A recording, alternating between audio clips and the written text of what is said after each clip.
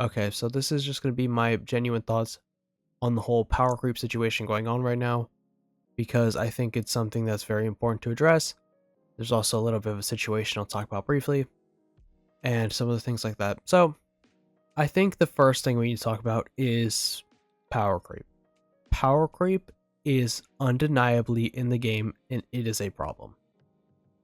I don't know why this is a hot take. I don't know why people try to silence you if you talk about this. But yes, it's in the game, and it's a big issue. Let's just take a look at what the characters we have, right? So we have a character like Firefly who came out 2.3. She already does not feel that great. She feels really good, but she doesn't feel that crazy. And then we have characters like DOT is pretty much completely dead. Fei Xiao is currently dominating the game, but how long until she doesn't? It's going to be pretty soon.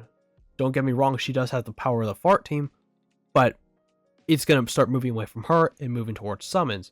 Characters like Jing Liu, which I have beaten MOC, Pure Fiction, and Apocalypse Shadow with her. So I don't want anybody in the comments yelling skill issue, but also the thing is, I understand why not everybody with Jing Liu can clear, because I have a very good build on the 4-piece set, all maxed, right there, and I have her light cone too.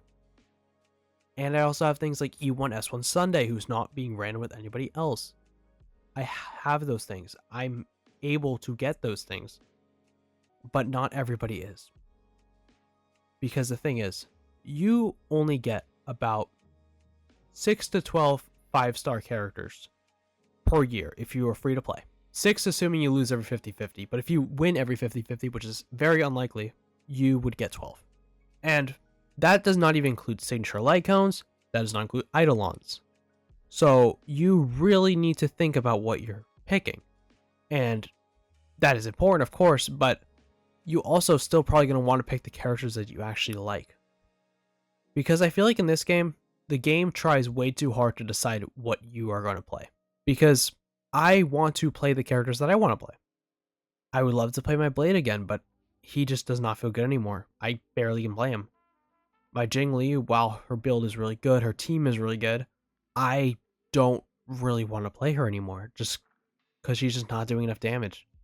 She's doing enough to clear, sure, but is she clearing efficiently? Not really. I was lucky enough to get a 5 cycle on this MOC, which I'm very grateful for, but that's not because of her. That's just because I had a very strong team with her, and if I do roll for E1 Robin, things like that, I could probably cut this down to a 4 cycle. But the thing is, the way that this MOC is structured, it kind of makes both sides not feel as good. Because in side 1, you're fighting against Svarog, who Svarog has 2.3 million HP. That is not okay.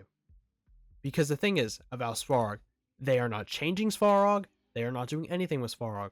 They are just keeping him bumping up HP. Same thing with this other Howling Casket. They're doing the exact same thing, they're just bringing it up and up. And that's just not a good thing to have in the game. It doesn't do anything to the game. Now, when we get to side 2, this one's probably even worse. So we have the Truce Thing bug, which this guy has about 3.5 million HP with about 1.7 per phase.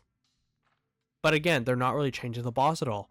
They're kind of just bumping up his HP higher and higher. And the thing is, while they are bumping up the HP, they do have the Trotter, which the Trotter does help quite a bit, but you pretty much always have to run an AoE character.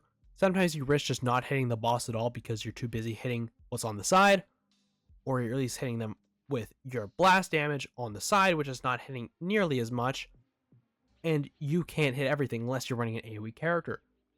Now, we don't have many AoE DPSs. We have characters like Rappa, like Argenti. I guess Herda and Serval might be able to work here, but you might struggle a little bit, I think, if you don't have any of them. This is not the hardest MLC ever. I will say this one was less annoying than the last one, because at least for this one, the buff actually works efficiently on both halves. Last time, it was the break buff, and the break buff, it was when you broke the toughness bar.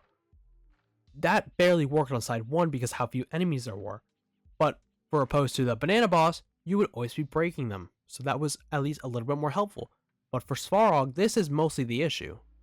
This is not okay because they're just going to bump his HP higher and higher, and they're just not really going to do anything to change his boss.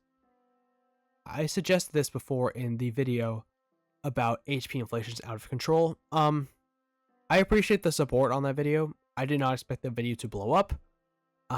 The mic quality sounded terrible. I just was so angry. I just ranted out my thoughts and I put it in a video. And I think that video could have done better. That video could have been better. I don't regret making that video. I could have not been as angry and been a little bit more calm, but other than that, I stick by pretty much everything I said in that video.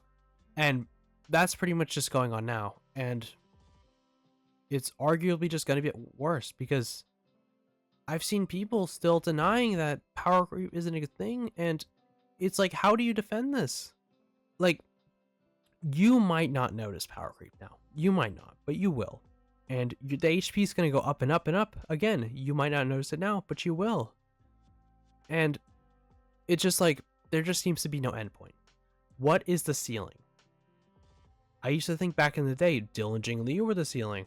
And then Acheron came out, and then Firefly came out, and then Fei Xiao came out, and then soon we're getting Herta and Aglaya coming out. It's like, when does it end? Will it ever end?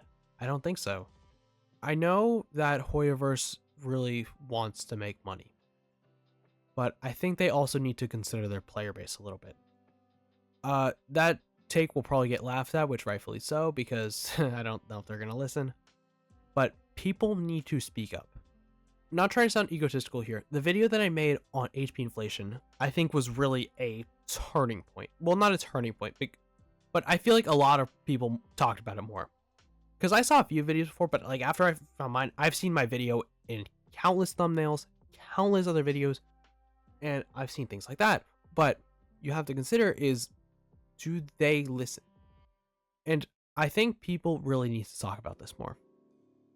I've seen it more and more often, but people are still trying to deny the blatant power creep and the blatant HP inflation. Those two things kind of go hand in hand. But for some reason, people don't see that it exists.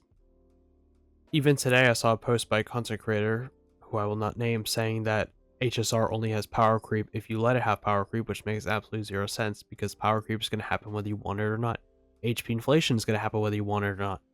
So saying that it's because of greediness or stupidity is just not a good take at all. But as much as I don't like the guy, I'm not here to start issues. And I've also noticed now that people will turn a blind eye to power creep if it's a character that they like. For example, the amount of people that I've seen celebrating how broken Herta is absurd. You should not be defending this. You should be worried, even if it's the character you like. Because Herta shows me that Hoyoverse decided to throw game balance out the window. And it's like, who says they don't do this for, for Anoxa, for Casterus, for Tribi, for anybody? They're just going to keep doing it. And I'm getting tired of it. Many people are getting tired of it. And I encourage any content creator to make a video about it, talk about the issues. If we ever want the game to get better, we need to be more critical of the game. I've noticed people did not really start criticizing the game until about version 2.5 or so. Because back in like 1.x, people were very focused on like, oh, this game's so great, this game gives so many more rewards than Genshin. And then when Dr. Ratio came out, it's like, oh, Genshin could never. And now it's like, pulls don't feel as valuable even if they are more than Genshin. Because in Genshin, you don't really need as many pulls. But in Star Rail, you do.